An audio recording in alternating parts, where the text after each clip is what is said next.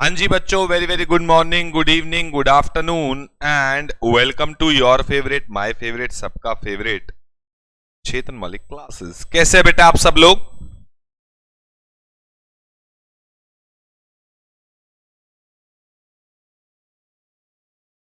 कैसे हैं जी, कैसे हैं?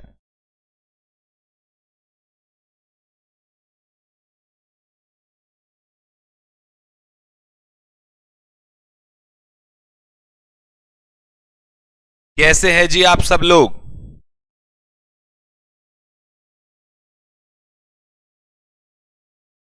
लास्ट क्लास में आपको एक भयंकर एग्जाम्पल जो है, मतलब भयंकर सवाल होमवर्क में मिले थे। लास्ट क्लास में आपको भयंकर सवाल होमवर्क में मिले थे। आई होप आप सबने एटलीस्ट ट्राई किए हैं। वाओ, ओम कुमार झा कह रहे सर सारे हो गए।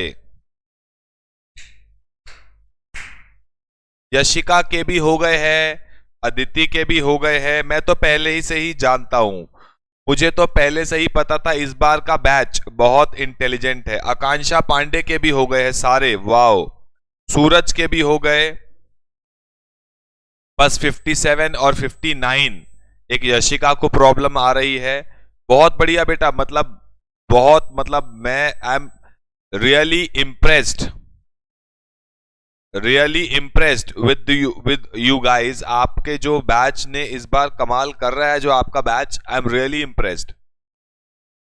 कोई बात नहीं, कोई दिक्कत नहीं है, डाउट तो होंगे ही। क्या दिक्कत है, डाउट तो होंगे ही। डाउट के बिना कैसे काम बनेगा? अगर डाउट नहीं होंगे तो सीखेंगे कैसे नई चीजें? बहुत बढ़िया बेटा, बहुत बढ़िया। चलो, तो आज बेसिकली हमें जो डिस्कस करना था वो करना है जी होमवर्क। कल आपके ये सारे सवाल होमवर्क में थे, ये सारे सवाल।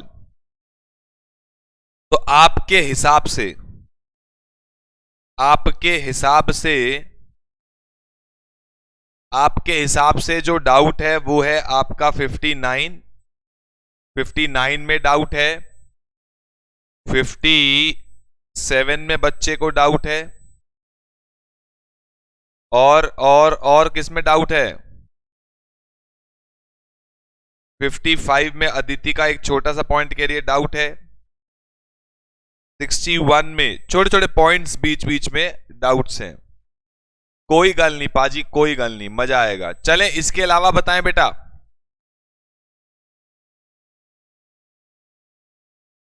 और बताएं, और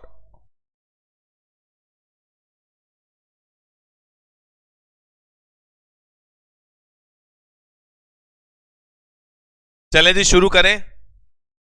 तो एक एक करके शुरू करते हैं। पहले आते हैं 55 पे, फिर 57 और फिर 59। 55, 57, 59। आओ जी 55 पे आओ, गजब का सवाल है, लेकिन इजी है, इसमें कुछ खास है नहीं। आओ जरा 55 पे आ जाओ। 55 पे आओ जी 55। कंपनी एक प्रोडक्ट बनाती है, कंपनी एक प्रोडक्ट बनाती है और उस प्रोडक्ट में रॉ मटेरियल लगता है जो कि परचेज प्राइस है 80 रुपए प्रति किलो। पीपी, परचेज प्राइस 80 रुपए प्रति किलो है। मैंने कहा ठीक है। हमारी हैंडलिंग कॉस्ट लगती है 370 प्लस फ्रेट लगता है 380। ये हमारा बेटा ऑर्डरिंग कॉस्ट का पार्ट है, दोनों ही ऑर्डरिंग कॉस्ट के पार्ट है। 370 प्लस 380, 750 हमारी ऑर्डरिंग कॉस्ट है। कैरिंग कॉस्ट है, इस बार आपको परसेंटेज में नहीं दे रखी, डायरेक्ट निकाल के दे रखी है 0.25 पर केजी। लेकिन पर केजी तो है, लेकिन प्रॉब्लम कहां है सर? ये पर मंथ दे रखी है। जबकि हमारी कैरिंग कॉस्ट जो हम कैलकुलेट करते हैं वो करते हैं पर यूनिट पर एनम। तो सर जो कैरिंग कॉस्ट है ना वो 0.25 पर केजी दे रखी है, तो सर उसको पर मंथ दे रखी है, तो पूरे साल की कैसे निकालोगे? इंटू 12 कर दो, इज इक्वल टू 3 रुपए। और उसके अलावा कह रहा है वर्किंग कैपिटल, जो बिजनेस में पैसा लगा हुआ है, इन्वेंट्री में जो हम पैसा लगाते हैं, कैरिंग कॉस्ट के बारे में ही बता रहा है, वो भी 12 रुपए पर केजी पर एनम है। मतलब कैरिंग कॉस्ट आपको दे रखी है टोटल 15 रुपए। एनुअल प्रोडक्शन, जो हम अपना प्रोडक्ट बनाते हैं वो 1 लाख यूनिट बनाते हैं पूरे साल में, और 2.5 unit are obtained from 1 KG of raw material. मतलब 1 किलो रॉ मटेरियल डालते हैं तो 2.5 यूनिट फिनिश गुड्स की बाहर आती हैं। 1 किलो रॉ मटेरियल डालते हैं तो 2.5 यूनिट फिनिश गुड्स की बाहर आती है, और आपकी पूरे साल में जो फिनिश गुड्स आपने बनाया है वो 1 लाख यूनिट्स आपने बनाया है। वो कितना बनाया है? 1 लाख यूनिट आपने बनाया है। 1 लाख यूनिट आपने बनाया है। तो 1 लाख यूनिट सर 1 किलो से 2.5 किलो माल बनता है, तो कितने किलो से 1 लाख बन जाएगा?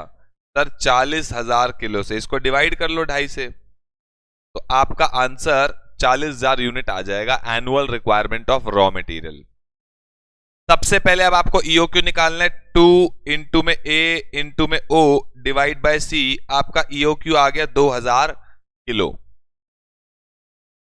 कह रहे how frequently company should order, कितना फ्रीक्वेंटली ऑर्डर करें? अब सर एक बात बताओ, पूरे साल में चाहिए 40,000, एक बार में मंगवा रहे हैं 2000, तो नंबर ऑफ ऑर्डर कितने हो गए? 20 ऑर्डर्स हो गए। सर पूरे साल में 365 दिन है और पूरे साल में 20 ऑर्डर करने हैं, तो हर कितने दिन बाद मुझे ऑर्डर प्लेस करना पड़ेगा? 365 दिन है और मुझे 20 बार ऑर्डर प्लेस करना है, तो सर 18.25 डेज, हर 18 दिन बाद मुझे ऑर्डर प्लेस करना पड़ेगा, तब जाके 365 दिन में पूरे के पूरे ऑर्डर जो है, कौन से ऑर्डर, जो 20 ऑर्डर है वो आपके पूरे होंगे। ठीक है जी। थर्ड कह रहे हैं अगर हम अपने ऑर्डर क्वार्टरली बेसिस पे करें, क्वार्टरली बेसिस पे करें, अच्छा एज्यूम 360 डेज क्वेश्चन में गिवन है, तो यहां पे मैं 360 करूंगा, तो 360 डिवाइड बाय 20, 18 आएगा, एग्जैक्ट 18 दिन। अगला सवाल ये कह रहा है कि अगर मैं अपने ऑर्डर को क्वार्टरली बेसिस पे करूं, क्वार्टरली बेसिस पे मतलब साल में कितनी बार ऑर्डर करने की बात हो रही है? क्वार्टरली बेसिस पे ऑर्डर करने हैं, क्वार्टरली यानी 4 बार, यानी कितना? 4 बार। तो सर पूरे साल में चाहिए 40,000, और अगर आप उसको 4 ऑर्डर में मंगवाओगे, इसका मतलब एक बार में कितने मंगवाने की बात हो रही है? 10,000 यूनिट एक बार में मंगवाने की बात हो रही है। लेकिन सर हमारा तो ईओक्यू 2000 किलो का है, हमें तो फायदा तब होगा जब हम 2-2 हजार करके मंगवाएंगे, और यहाँ पे बात हो रही है 10-10 हजार करके मंगवाओ। तो सामने वाला कह रहा है डिस्काउंट दे दूंगा, क्या दिक्कत है? डिस्काउंट मांग लो, कितना डिस्काउंट मांगोगे वही परचेज प्राइस को एक्स सेलेक्ट कर लो। इसमें डाउट क्या है बे? मजे लेते हैं जीवन के, इसमें क्या डाउट है आप बताएं? जिसका भी डाउट है उसी तरीके से करो ना। 2000 किलो मंगवाऊंगा तो क्या परचेज कॉस्ट आएगी, क्या ऑर्डरिंग, क्या कैरिंग कॉस्ट आएगी? अगर एक बार में 10,000 किलो मंगवाता हूं यानी साल में 4 ऑर्डर, तो मेरा परचेज प्राइस को एक्स सेलेक्ट कर लो। ठीक है, साल में 4 ऑर्डर करोगे तो ऑर्डरिंग कॉस्ट 3,000 आएगी, और 10,000 एक बार में ऑर्डर करोगे तो ऑन एन एवरेज जो आपकी इन्वेंट्री होगी वो 5,000 होगी, और इस बार आपकी कैरिंग कॉस्ट रुपीज में गिवन है, तो आप डायरेक्टली वही लोगे, 15 रुपए। मल्टीप्लाई करोगे तो इन दोनों को इक्वेट कर दोगे, एक्स की वैल्यू आ जाएगी 78.8, मतलब मैं 1.2 का डिस्काउंट मांगूंगा परचेज प्राइस में 80 रुपए के ऊपर, दैट इज 1.5%। बताएं जी। खत्म हुई कहानी। क्लियर होगी कहानी?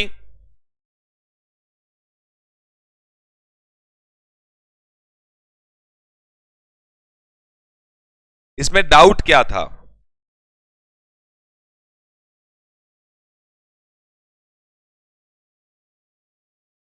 जिसने भी बोला था डाउट है, मेरा सवाल ये है डाउट था क्या?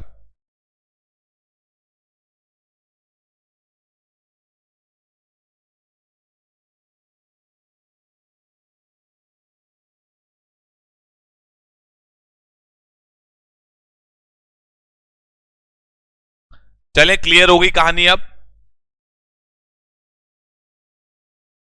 57 में क्या डाउट है? 57 तो अच्छा सवाल है।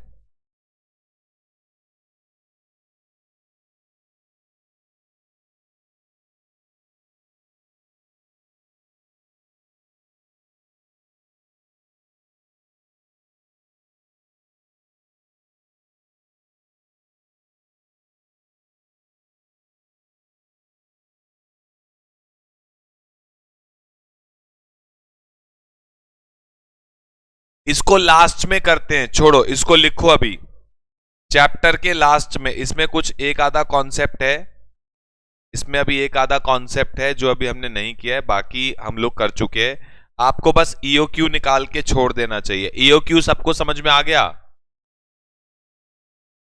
ईओक्यू सबको समझ में आ गया?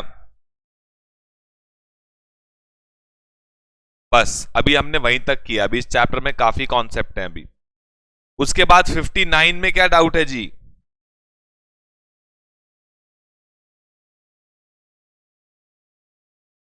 ओए होए होए होए, गजब का सवाल है। मैं समझ गया था इसी में डाउट होगा, गजब का सवाल है, गजब का।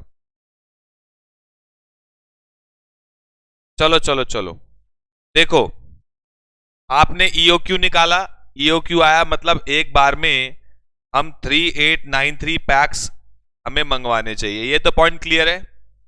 पहले बताओ ये पॉइंट क्लियर है सबको कि ईओक्यू कैसे आया, कि हमें 3893 पैक्स मंगवाने चाहिए एक बार में। ये पॉइंट क्लियर है सबको? ठीक। नंबर ऑफ ऑर्डर्स निकाल लोगे, 7,20,000 पूरे साल में चाहिए और 3893 एक बार में मंगा रहे हो, तो 185 ऑर्डर्स दोगे पर ईयर। ये भी क्लियर है सबको?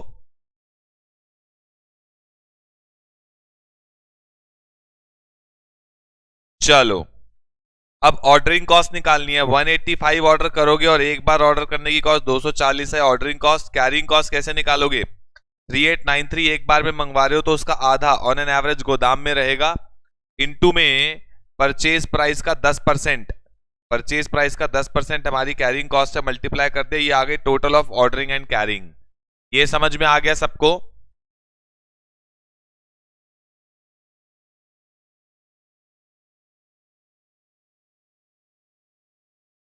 हाँ कर सकते हो डायरेक्ट ईओक्यू लेवल पे। ईओक्यू लेवल पे अगर आपको ओसी प्लस सीसी निकालना हो तो आप डायरेक्टली अंडर रूट में 2 एओसी कर सकते हो, कोई दिक्कत नहीं है। हाँ थोड़ा सा फर्क है, पॉइंट की वजह से डिफरेंस आ रहा है, दैट्स इट। कोई दिक्कत नहीं है पाजी, कोई दिक्कत नहीं है। अब ध्यान से सुनना बेटा,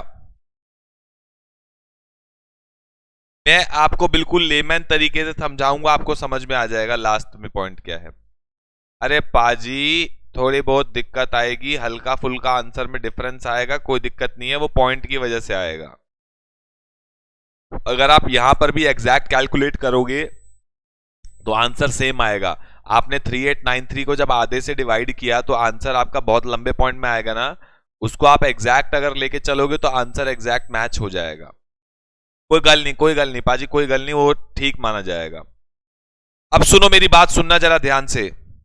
सामने वाले को माल लाने में कितने दिन लगते हैं? जिससे हम माल खरीदते हैं, माल को लाने में कितने दिन लगते हैं? 4 से 6 दिन। 4 से 6 दिन। मेरे एक दिन की कंजम्पशन कितनी है? एक दिन की कंजम्पशन पहले मुझे बताओ। सर पूरे साल में आपको 7,20,000 पैकेट चाहिए, एनुअल रिक्वायरमेंट आपकी 7,20,000 की है, ठीक है? डिवाइड बाय 360 है, 360 बोल रहा है, तो आपकी एक दिन की रिक्वायरमेंट कितनी है पहले मुझे बताओ। 7,20,000 पूरे साल में चाहिए, डिवाइड बाय 360। सर एक दिन की रिक्वायरमेंट है 2,000। एक दिन की रिक्वायरमेंट है 2,000। ठीक। अब वो कह रहा है कि आपके डब्बे में वेयर हाउस में जो माल का लेवल है, प्रेजेंट इन्वेंट्री लेवल, वो 10,033 पैकेट्स आपके पास पड़े हैं। 10,033 पैकेट आपके पास पड़े हैं। 2,000 आपकी पर डे की कंजम्पशन है। माल को आने में 4 से 6 दिन लगेंगे और 10,033 पैकेट आपके पास गोदाम में रखे हुए हैं इन्वेंट्री लेवल। मेरा आपसे एक सिंपल सा सवाल है, अगर एक दिन की कंजम्पशन आपकी 2,000 है पैकेट्स पर डे और माल को आने में 4 से 6 दिन लगेंगे, तो what is your reorder level? What is your reorder level? मान लो यही मिनिमम है, यही मैक्सिमम कंजम्पशन है, आपको एक ही दे रखा है, मिनिमम भी यही है, एवरेज भी यही है, मैक्सिमम भी यही है। What should be your reorder level? आपको ऑर्डर कब प्लेस करना चाहिए? सर 12,000 पे। कैसे? सर एक दिन की कंजम्पशन हमारी 2,000 है और 6 दिन मैक्सिमम टाइम भी अगर लगेगा सामने वाले को, तो हमें 12,000 पे ऑर्डर प्लेस करना चाहिए। लेकिन इन बाऊजी का इस एग्जाम्पल में ये कह रहा है कि इनके पास 10,033 पैकेट पड़े हैं, तो बताओ इनको ऑर्डर कब प्लेस करना चाहिए? आपको बताना है। आपने इनका रीऑर्डर लेवल निकाला, इनका रीऑर्डर लेवल आया कि इनको 12,000 पे ऑर्डर प्लेस कर देना चाहिए था एज पर हमारे हिसाब से, लेकिन इनके गोदाम में 10,033 पैकेट पड़े और ये भाई पूछ रहे हमसे कि अगला ऑर्डर हमें कब प्लेस करना चाहिए। तो क्या बोलोगे? इसको क्या राय दोगे? आदित्य ब्रदर्स को क्या राय दोगे? कि पागल आदमी,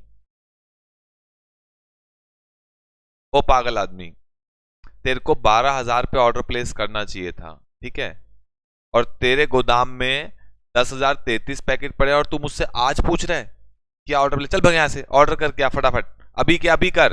तू रिस्क में जा रहा है ऑलरेडी। अगर 6 दिन लग गए माल को आने में और तेरी डेली की 2,000 भी कंजम्पशन हो गई ना, तेरी लेबर खाली बैठ जाएगी, क्योंकि तेरे को चाहिए 12,000 for next 6 days, 2,000 per day, और तेरे पास 10,000 तो लगभग कुल माल पड़ा है। क्या पूछ रहा है बे? भगवान से दुआ कर कि 5 दिन में माल आ जाए। 5 दिन की कंजम्पशन तो तेरे पास है, 2,000 इंटू में 5 दिन की कंजम्पशन तो तेरे पास है। अगर उसने बाई चांस अपने मैक्सिमम ले लिया ना, छठा दिन, एक दिन लेबर तेरी खाली बैठ जाएगी। बावले, जा फटाफट ऑर्डर करके आ।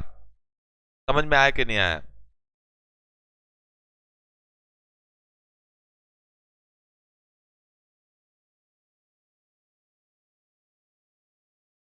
ठीक है, तो यही पॉइंट यहां पे लिखा है कि next order should be placed immediate. लेकिन मेरा करने का तरीका कुछ और है। इन्होंने जिस तरीके से करा कुछ और किया, और हमारा करने का तरीका कुछ और है। मैंने क्या किया, मैंने एक दिन की कंजम्पशन निकाली। मैंने कहा भाई सामने वाले ने 5 दिन भी लिए तो 10,000 लगेगा, 6 दिन ले लिए तो 12,000 तो तेरे पास होने चाहिए।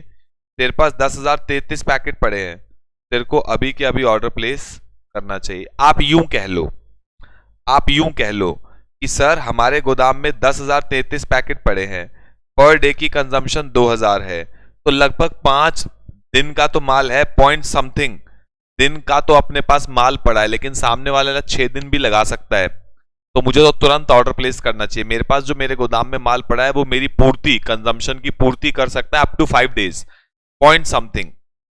लेकिन सामने वाले ने 6 दिन भी लगा दिए तो मेरे को लेबर खाली बैठेगी, तो मुझे इसलिए रिस्क ना लेते हुए अभी ऑर्डर प्लेस कर देना चाहिए।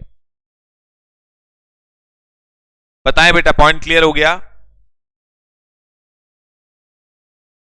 इसके बाद जो आपका डाउट है, इसके बाद जो आपका डाउट है दैट इज 61 एंड 66।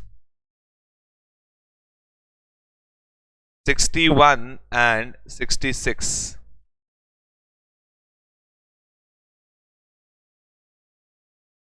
61 में क्या डाउट है? 61 में क्या डाउट है जी, ये तो आसान सवाल है।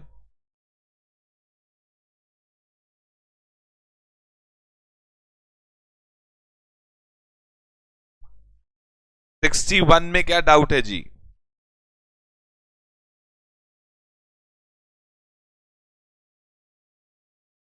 लेकिन लेवल अच्छा है, सवाल का लेवल अच्छा है।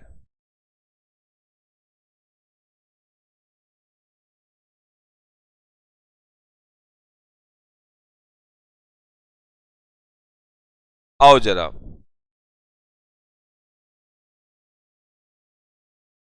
अनन्या लिमिटेड, सुनो मेरे साथ साथ पढ़ो। Ananya limited produces a product EXE using raw material D। हम एक प्रोडक्ट बनाते हैं EXE using raw material D। ठीक है, एक यूनिट को बनाने के लिए हमें 2 किलो माल चाहिए होता है, मतलब 2 kilo of raw material is equal to 1 unit of finish goods. As per the sale forecast हम लोग 10,000 यूनिट बेच पाएंगे इन द कमिंग ईयर। हम अपने फिनिश गुड्स की 10,000 यूनिट बेच पाएंगे, तो हमें रॉ मटेरियल पूरे साल में कितना चाहिए होगा बेटा? 20,000 किलो रॉ मटेरियल चाहिए होगा। नीचे कह रहे ROQ is 200 kilo less than EOQ। ये क्या कहने का मतलब है कि कंपनी बावली है। कंपनी का जो कायदे से EOQ है, मतलब कंपनी को जो कायदे से एक बार में माल मंगवाना चाहिए, कंपनी उससे 200 किलो कम मंगवाती है।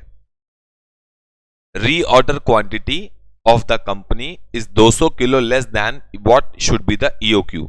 मतलब पहले आप EOQ निकालोगे कि कंपनी का EOQ होना क्या चाहिए, कंपनी को एक बार में कितना मंगवाना चाहिए, लेकिन कंपनी का जो असलियत में रीऑर्डर क्वांटिटी है दैट इज 200 kg लेस, वो 200 किलो कम मंगवाती है, बावली है। मैक्सिमम कंजम्पशन एक दिन की हमारी 20 किलो है, oh maximum consumption per day is 20 kgs more than average consumption per day. मतलब जो मेरी एवरेज है उससे 20 किलो ज्यादा है मेरी मैक्सिमम कंजम्पशन, और मेरे पास ओपनिंग स्टॉक भी है 1000 किलो का, मेरे पास रॉ मटेरियल 1000 किलो पड़ा भी है। मटेरियल को आने में 4 से 8 दिन लगते हैं, परचेज प्राइस इतना है, और फिनिश गुड्स का भी मेरे पास ओपनिंग स्टॉक पड़ा है, फिनिश गुड्स का भी मेरे पास ओपनिंग स्टॉक पड़ा है। और अगर मैं बैंक से पैसा लेता हूं ब्याज पे तो मेरे पे इतना इंटरेस्ट लगता है, this is a part of carrying cost, because आपके पैसे ब्लॉक रहते हैं, बैंक में जो ब्याज कमा सकते थे वो नहीं कमा सकते अगर आप ज्यादा इन्वेंट्री अपने पास मेंटेन करते हो। और ऑर्डरिंग कॉस्ट में ही लगती है 720। आपको पहले तो EOQ निकालना पड़ेगा, और EOQ में से 200 किलो कम कर देंगे तो इनका ROQ आएगा। देखो, अब सबसे पहली बात, फिनिश गुड्स अपने पूरे साल में 10,000 बिक जाएंगे, लेकिन 900 यूनिट तो मेरे पास ओपनिंग स्टॉक पड़ी भी है, तो मुझे बनाने कितने पड़ेंगे? फ्रेश ताजा फिनिश गुड्स जो मुझे बनाना पड़ेगा दैट इज 9100 मुझे ताजा बनाना पड़ेगा, क्योंकि 900 यूनिट मेरे पास ओपनिंग स्टॉक की भी पड़ी हैं, और 10,000 अगर पूरे साल में बिक जाएंगी तो मुझे जो ताजी बनानी पड़ेंगी वो 9100। उसके लिए जो मुझे रॉ मटेरियल चाहिए होगा, उसके लिए जो मुझे रॉ मटेरियल चाहिए होगा इनटू में 2, वो चाहिए होगा 18,200 किलो, ठीक है। लेकिन उसमें से भी मेरे पास 1000 किलो ओपनिंग स्टॉक पड़ा है, तो मैं जो मार्केट से खरीदूंगा वो 17,200 किलो खरीदूंगा। ये समझ में आया क्या? तो मेरी जो एनुअल रिक्वायरमेंट आई वो आई 17,200, पहला मुद्दा, ठीक। अब 17,200 पे मेरे को EOQ निकालना है, तो व्हाट इज माय EOQ? मुझे एक बार में कितना कितना मंगवाना चाहिए? 2 इंटू में 17,200 इंटू में मेरी ऑर्डरिंग कॉस्ट है 720 divide by carrying cost. Carrying cost है मेरी 13.76% of purchase price. Purchase price कितना है? Purchase price is 125। ये आ गया आपका 1200 kilo. This should be the EOQ। ये आपका EOQ होना चाहिए, मतलब कंपनी को इतना इतना करके एक बार में माल मंगवाना चाहिए। पर कंपनी तो बावली है। कंपनी क्या करती है, कंपनी की जो रीऑर्डर क्वांटिटी है, कंपनी जो एक बार में माल मंगवाती है वो कितना मंगवाती है, कितना, जितना उनका ईओक्यू होना चाहिए उससे 200 किलो कम। तो कंपनी जो एक बार में माल मंगवाती है वो कंपनी एक बार में कितना मंगवाती है, 1000 kilo. That is the reorder quantity of the company. बताएं बेटा, पॉइंट क्लियर हुआ कि नहीं हुआ?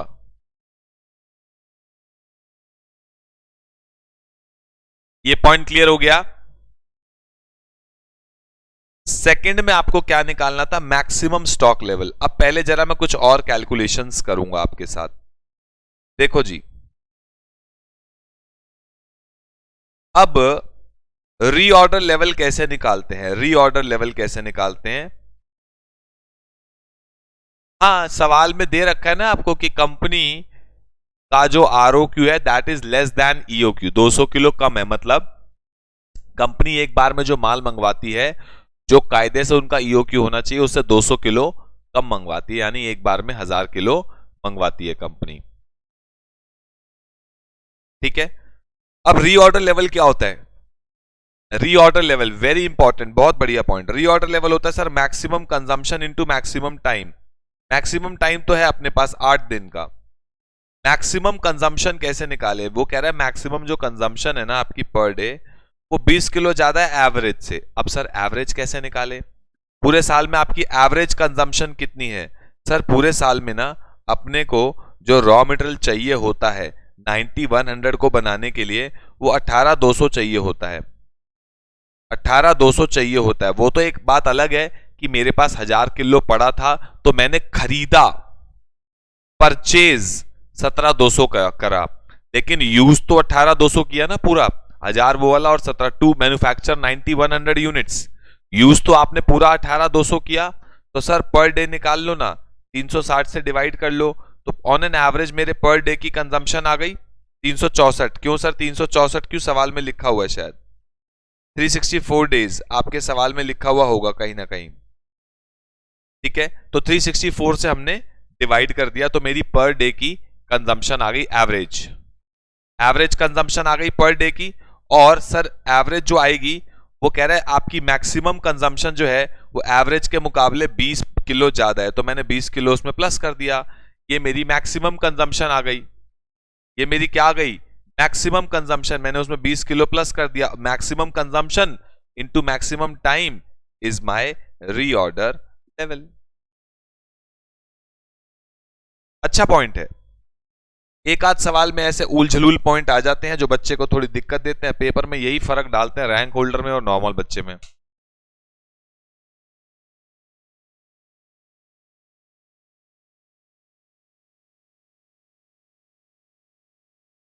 बताएं बेटा, कहानी समझ में आई कि नहीं आई?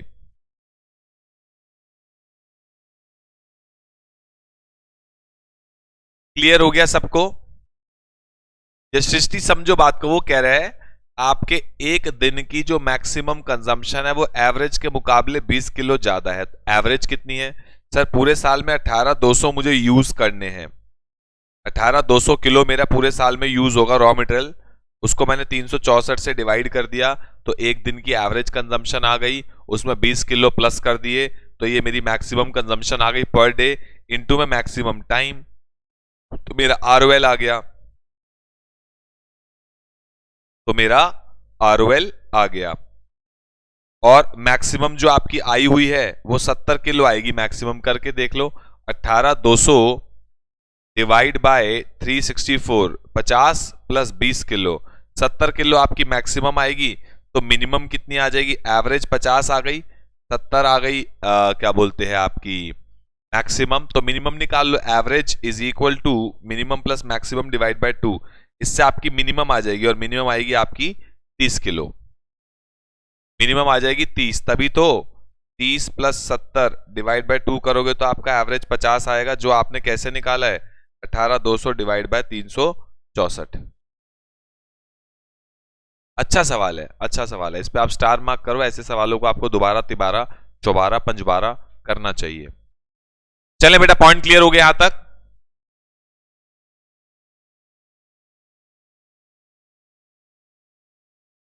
अब आपको निकालना है maximum stock level. Maximum stock level क्या होता है बेटा? Maximum stock level ROL plus ROQ minus minimum into minimum. ROL निकाल लिया, ROQ निकाल लिया, कंपनी का ROQ कितना है 1000 किलो, माइनस मिनिमम या आपने निकाल लिया इंटू मिनिमम। उसके बाद मिनिमम स्टॉक लेवल कैसे निकालते हैं? ROL minus average into average, तो ROL निकाल चुके हो, माइनस एवरेज इंटू एवरेज, तो ये आपका आ गया मैक्सिमम, ये आपका आ गया मिनिमम। बताएं बेटा, कहानी क्लियर हो गई यहां तक?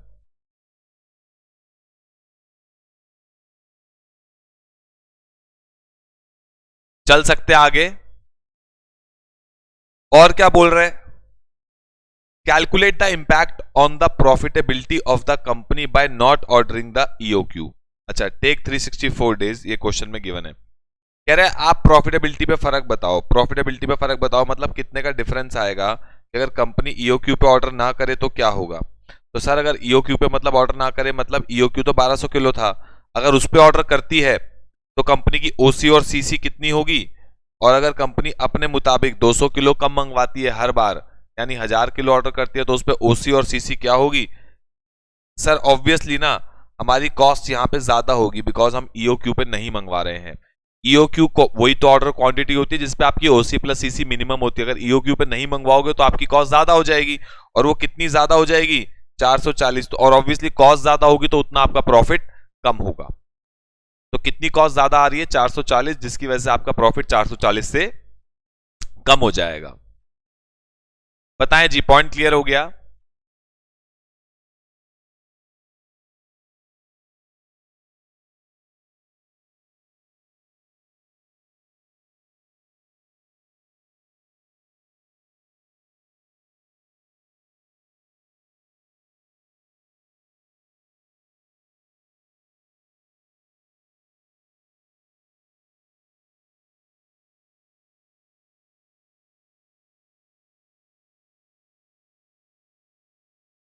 चले जी, पॉइंट क्लियर हो गया?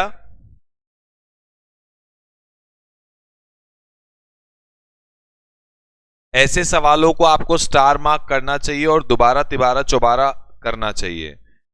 ये मेरी सजेशन है आप सबको, बाकी आपकी इच्छा है। अब आपका जो डाउट है इसके बाद है 66। 66 देखते हैं जी, आ जाओ। हमारी क्लास में दो ही ऑप्शन है, या तो आप क्वेश्चन पूरा खुद कर लोगे, नहीं करोगे तो मेरे साथ करना पड़ेगा। करेंगे सारे, सीधी सी बात ये है, चाहे जितने भी करने पड़े करेंगे सारे। इसमें क्या है बे? 66 में क्या है? कुछ भी नहीं है इसमें, तो बहुत आसान सवाल है।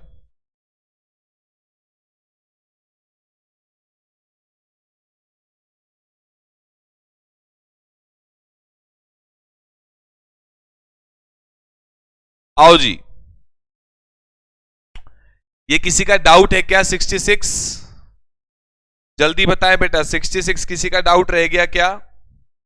सृष्टि, एनुअल कंजम्पशन, हमारी एक दिन की एवरेज कंजम्पशन 250 किलो दे रखी है आपको एक हफ्ते की, उसको हमने 52 हफ्तों से मल्टीप्लाई कर दिया। देखो मेरा जो फिनिश गुड्स है 20,000 यूनिट हम बनाते हैं पर मंथ, और cost of placing order, ordering cost है, परचेज प्राइस दे रखा है, रीऑर्डर पीरियड दे रखा है, कंजम्पशन ऑफ रॉ मटेरियल, जो हमारा रॉ मटेरियल जो हम कंज्यूम करते हैं रॉ मटेरियल, वो 200 है मिनिमम, 300 है मैक्सिमम पर वीक।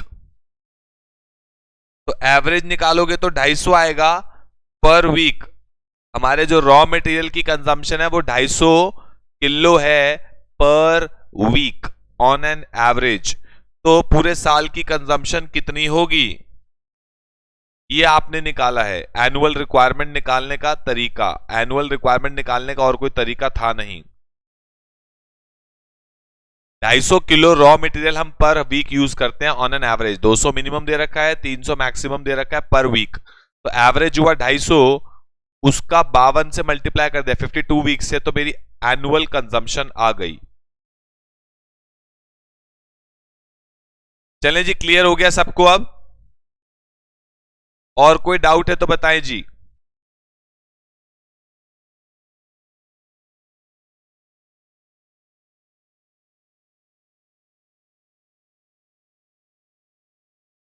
स्पर्श अगर नहीं और कोई मेथड है तो आपको एवरेज लेना पड़ेगा। अगर और कोई तरीका नहीं है एनुअल कंजम्पशन निकालने का तो आपको एवरेज लेना पड़ेगा। इनटू में अगर डेज में है तो 365, वीक्स में है तो 52, मंथ्स में है तो 12। सीधी बात। चलें जी, हो गया यहां तक? सबको क्लियर हो चुकी है कहानी? ठीक है।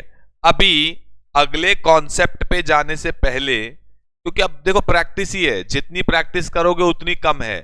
अगले कॉन्सेप्ट पे जाने से पहले देखो, अगले कॉन्सेप्ट्स भी हैं हमारे पास। अगले कॉन्सेप्ट पे जाने से पहले, अगले कॉन्सेप्ट पे जाने से पहले पहले पहले अपने को और सवाल करने हैं इसके। Practice makes a man perfect. तो ये सारे हमारे क्लियर हो गए। अब अगले सवाल जो आप कर सकते हो, लिखो इनको अपनी कॉपी में, लिखो जो अगले सवाल अब आप खुद कर सकते हैं। ये आज का आपका होमवर्क है।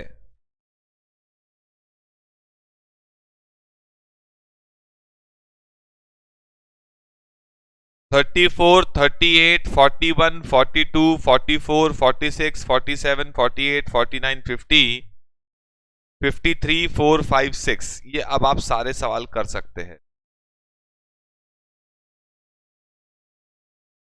लेकिन बेटा करने तो सारे हैं ही, अपने को एक भी सवाल नहीं छोड़ना है। एक भी सवाल अपने को छोड़ना नहीं है, फ्री के नंबर ही हैं। जल्दी से नोट करो। 34, 38, 41, 42, 44, 46, 47, 48, 49, 50, 53, 54, 55, 56।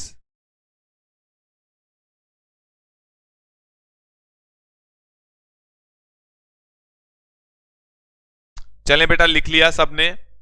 अब आपको करना क्या है, नेक्स्ट क्लास में हम लोग आने वाले कॉन्सेप्ट, मेजर कॉन्सेप्ट, आप देखो कितने सारे सवाल, कितने सारे सवाल हम आईटीआर और ईओक्यू और स्टॉक लेवल से लिंक कर पा रहे। ये 90%, 95% जो सवाल, मतलब यहां तक जितने कॉन्सेप्ट हैं 95% एग्जाम में इसी में से सवाल आएगा। आपको नंबर ऑफ क्वेश्चंस देख के अंदाजा हो गया होगा कि किस कॉन्सेप्ट पे कितने ज्यादा क्वेश्चंस हैं। ये देख के अंदाजा आपको हो जाना चाहिए कि पूरे चैप्टर में 90% क्वेश्चन इन्हीं कॉन्सेप्ट तक के हैं, तो इनसे बाहर पेपर नहीं आने वाला। लेकिन फिर भी जो कॉन्सेप्ट आपके उसमें है, क्या बोलते हैं,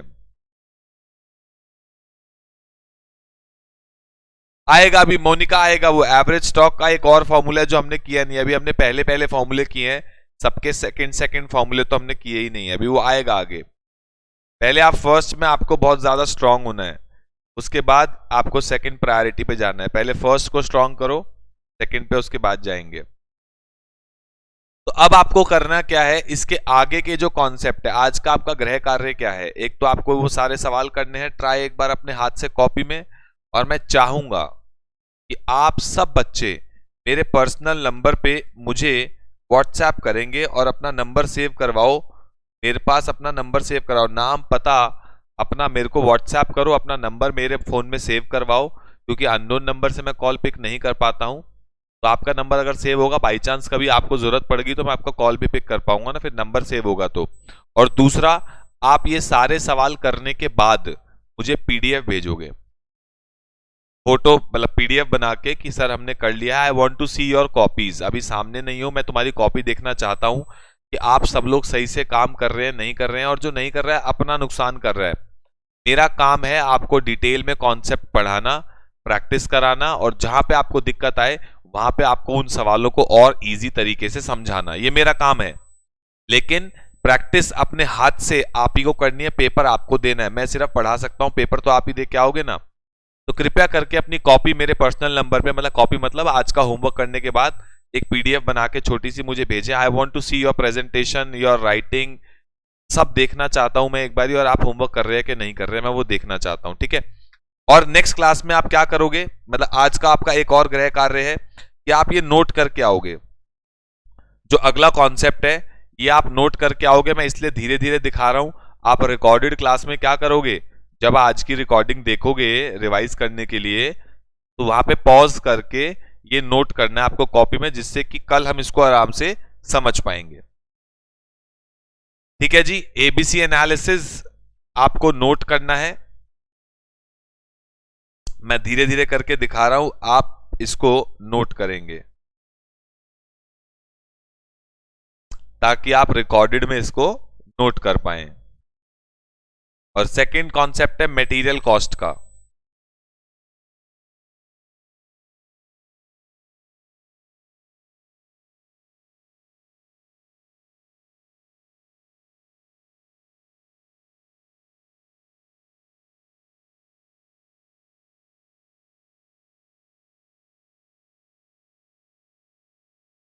यहां तक आपको नोट करना है, बाकी तो नीचे एग्जाम्पल्स हैं और कुछ भी नहीं है। बाकी ये स्टोर लेजर फिर मैं कल आपको नोट करने को दूंगा, आपको यहां तक नोट करना है सिर्फ, अदर चार्जेस तक।